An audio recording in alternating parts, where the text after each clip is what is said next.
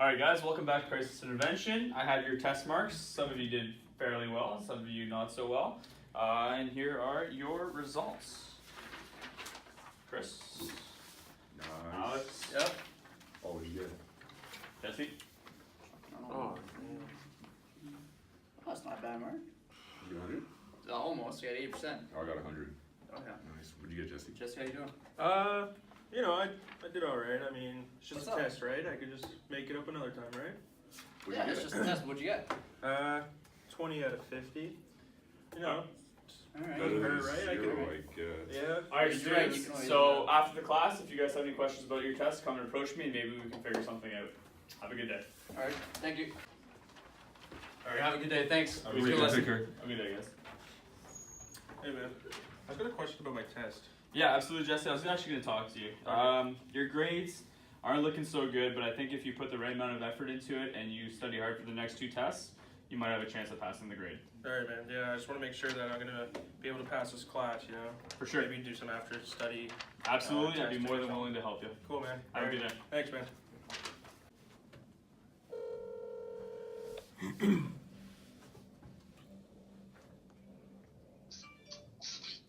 Hello. Hey, is this Jim? Yeah, how's it going? Good man, how are you? Good. Yeah, I just want to let you know, I won't be able to come in to work tomorrow. I just have a couple things going on at home, and I just won't be able to show up. So is there any way that we can try and make this work? Yeah, for sure. You want to talk about it? I mean, we could, yeah. Just a couple little things at home that are I'm not doing so well in school, and my girlfriend is, not at the house a lot, and I'm just going through some stuff, man. Just by myself Yeah. usually, yeah. So we actually just kind of funny that you called. We just conducted your performance review, and we noticed that you weren't doing very well. Yeah, like I said, just got a couple things going on. I'm doing some counseling, just to try and get my coping mechanism underhand. So I just can't go to work tomorrow. Is there any you won't be able to come in at all? You can't come in for even 2 hours? Yeah, no, I could try and find somebody to take my shift for me. I just need some time to myself, Yeah, that'd be great. Yeah. Okay. So I'll call you back later when I can find somebody to take my shift for me. So then you're not left hanging. All right, perfect. Thanks, Okay. Jesse. Thanks, for giving Jim. me a heads up. Okay. Thanks. All right. Bye. Bye. Oh man, you know what? I'll do better in school. And I called my boss, and he said that it's okay as long as I find somebody. Everything's gonna be good, man. Just gotta keep a positive attitude and don't let the little things stress me out.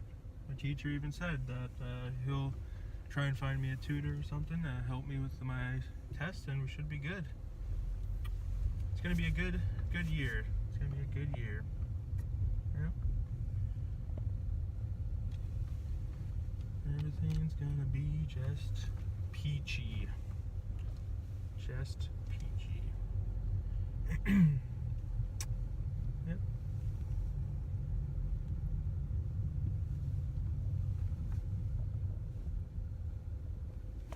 Oh, Jesus, fuck. Oh, man. What did I just hit? Shit.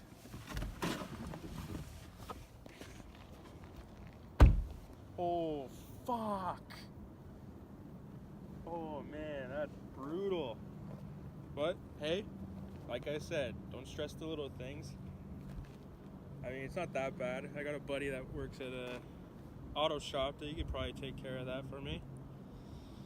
My mom's probably gonna be pissed, but, I mean, what can you do, right? Just gonna go smoke a Daryl and... Based on the previous video, you saw Jesse undergoing a similar situation to what Miles went through. But in this situation, Jesse was a lot more proactive with his solution to the situation. Although his boss was not exactly comfortable with what Jesse was proposing, it's still a healthier way of dealing with it rather than ignoring the situation. Alright, Jesse, so I hear you've been having some trouble lately with work and just your vehicle overall. You've been coming every now and then. So could you just tell me what the problem is that's going on in your life?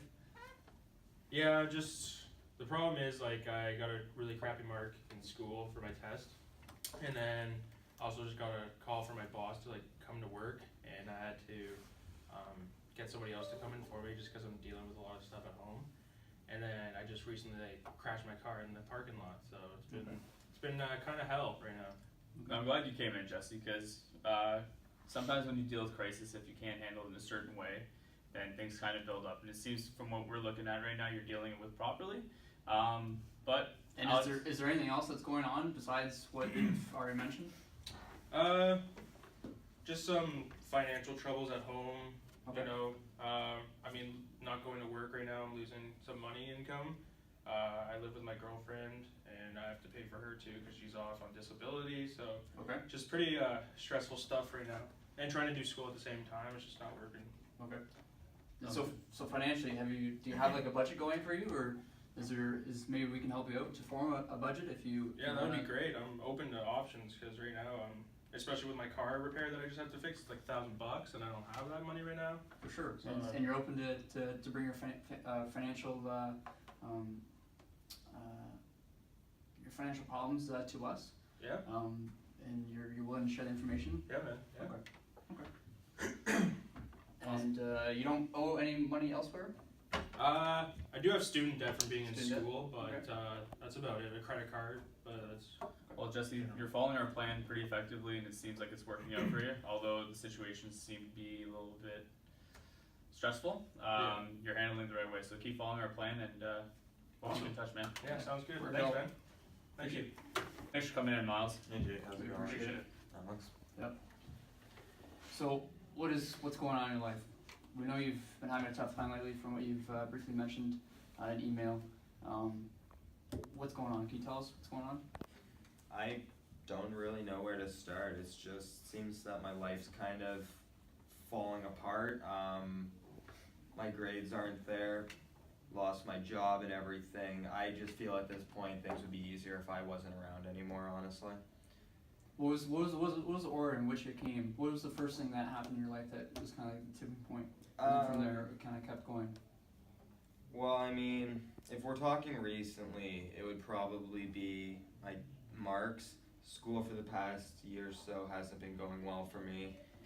That's just added on to everything, and it just seems that anything that can go wrong at this point is going wrong. Okay. Have you done anything to like proactive to help your marks along in that situation?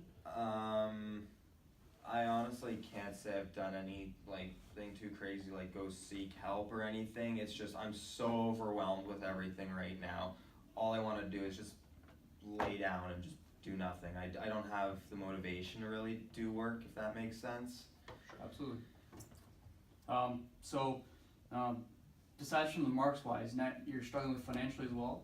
Yeah, the other day I got in a nice car accident, and I've still actually put off talking to insurance and everything about that because I'm so worried. I don't have any money, right? So I don't even know how I'm gonna pay for these damages to begin with. Not to mention the other vehicle as well, right? And what's going on with your job?